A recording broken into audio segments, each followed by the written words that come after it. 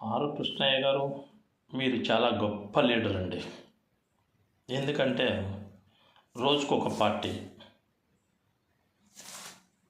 రోజుకొక party first ఏమో కాంగ్రెస్ నుంచి వాళ్ళని పీడించి పైకి వచ్చావు.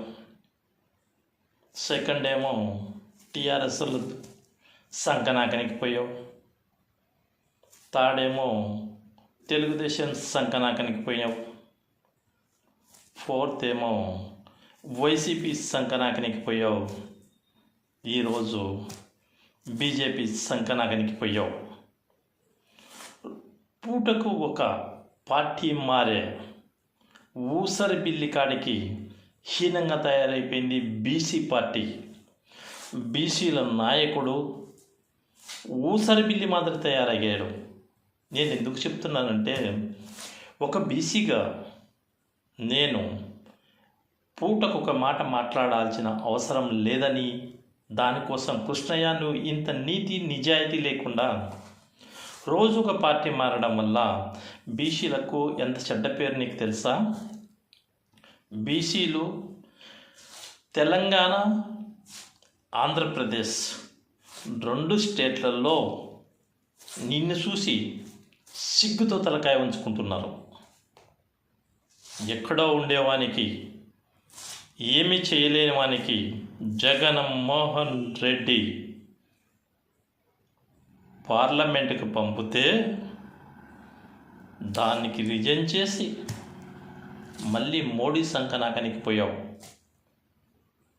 చంద్రబాబు నీకు ఒక సీట్ ఇచ్చి పలానా ఏరియాలో పోటీ చేయని అవకాశం కల్పిస్తే ఆయన సంకనాకి ఈరోజు మళ్ళీ వైసీపీలోకి వచ్చావు. ఈరోజు సిగ్గు లేకుండా ఒక మాట మాట్లాడే గుర్తుందో లేదో, బీసీ వాళ్ళంతా కలిసి తెలంగాణలో పార్టీ పెడుతున్నారని రిజైన్ చేశావు. చెప్పుకునేదానికి సిగ్గన్న ఉండాలి కదయ్యా. నాకైతే ఒక డౌటు, నువ్వు బీసీలో ఏ కులానికి చెందిన వ్యక్తివో నాకు తెలియాలి. నీవు బీసీలో ఏ కులానికి చెందిన వ్యక్తివో నాకు కావాలి, నాకు తెలియాలి. ప్రజలకు కూడా తెలియాలి, బీసీ సోదరులకు కూడా తెలియాలి. గౌడ్స్ దగ్గరికి పోతే నేను గౌడ్ అంటావు, యాదవ్స్ దగ్గరికి పోతే నేను యాదవ్ అంటావు. తర్వాత కురవ సోదరుల దగ్గరికి పోతే నేను కురవ అంటావు, యలమ దొరల దగ్గరికి పోతే నేను యలమ అంటావు. సిగ్గు లేకుండా ఇన్ని మాటలు మాట్లాడి బీసీలో ఎన్ని కులాలుంటే అన్ని కులాల దగ్గరికి పోయి నేను ఆ కులమే అంటావు. సిగ్గుండాలి కదా చెప్పుకోని కన్నా. బీసీలో సక్రమైన కులము నీవు ఏ కులం వాడివో నాకు కావాలి. ప్రజలు అడుగుతున్నారు, బీసీ వ్యక్తులు అడుగుతున్నారు. నువ్వు చేసే మోసాలను చూసి సిగ్గుతో బీసీ వాళ్ళంతా తలకాయ ఉంచుకుంటున్నారు. కృష్ణయ్య నీకు తగదు ఇది. ఆర్ కృష్ణయ్య నీకు తగదు. చంద్రబాబుని మించిపోయావయ్యా నువ్వు. ఇప్పుడు చంద్రబాబున్న వైసీపీలో ఇవ్వద్దు, వాళ్ళ అవకాశం చూసి గెలిచాలని వాళ్ళతో మద్దతు పెట్టుకోలే. కానీ నువ్వైతే అన్ని పార్టీలు వాడేసావు, అందరినీ చూసావు. రోజుకొక పార్టీ, బీసీ నాయకునివి. బీసీలకు వాల్యూ లేకుండా రోజుకు దిగజారిపోయేట్టుగా నువ్వు చేస్తున్నావు. నీలాంటి వ్యక్తులు ఉంటే బీసీలు సిగ్గుతో తలకాయ ఉంచుకోవాల్సిన పరిస్థితులు ఇంకా కొద్ది రోజులకు వస్తాయి. ఏమయ్యా నీకు? ఒకప్పుడు చంద్రబాబుని భిక్షం అడుక్కున్నావు, కాంగ్రెస్ను అడుక్కున్నావు, టీఆర్ఎస్ను భిక్షాలు అడుక్కున్నావు. ఇంటింటి భిక్షాలు అడుక్కుంటూ వైసీపీతో భిక్షం అడిగావు. ఈరోజు మోడీతో భిక్షం అడుగుతున్నావు. అడిగావులే, చేరావు.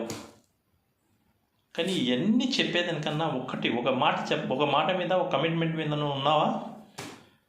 బీసీ వాళ్ళందరూ నిజంగా చీ అనిపించుకుంటా, చీ కృష్ణయ్య అని పెట్టుకుంటే పేరు నీది బాగుండేది. ఎందుకంటే ఆర్ కృష్ణయ్య కాకుండా చీ కృష్ణయ్య అని పేరు పెట్టుకుంటే బాగుండేది. పిలిచి పిల్లనిచ్చే ఏదో తక్కువ ఉందిలే అన్నట్లుంది, ఏదో తక్కువ ఉండి నాకు ఇస్తున్నారు అన్నట్లుంది. బీసీ కార్డును వాడుతూను బీసీలందరినీ బదలాం చేస్తూ నువ్వు 420 కాని కాడికి అద్దుమానంగా తయారైపోయావు. బీసీలు తిరగబడే రోజులు మొదలయ్యాయి. నీ ఎంట నడవడం కాదు కదా, నీ చరిత్ర ఇంతటితో క్లోజ్. గుర్తుపెట్టుకో కృష్ణయ్య. ఇంకా నువ్వు పోవడానికి కూడా ఏ పార్టీలు లేవు. రేపో మాపో నీ టైం అయిపోతే బయట పారేస్తే నిన్ను కుక్కలు కూడా పంకేవు. ఆ రోజు బీసీ అని మళ్ళీ వస్తే నిన్ను ఎంటపడి కొడతారు.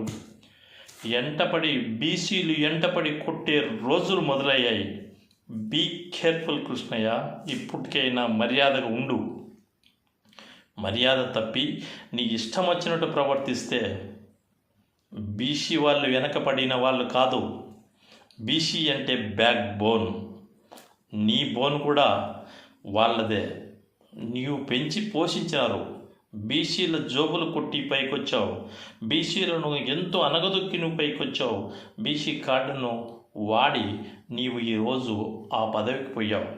నేను పెద్ద బీసీలకు సంఘంలో బ్రహ్మాండంగా ఎదిగిన బీసీలందరినీ తొక్కేసా.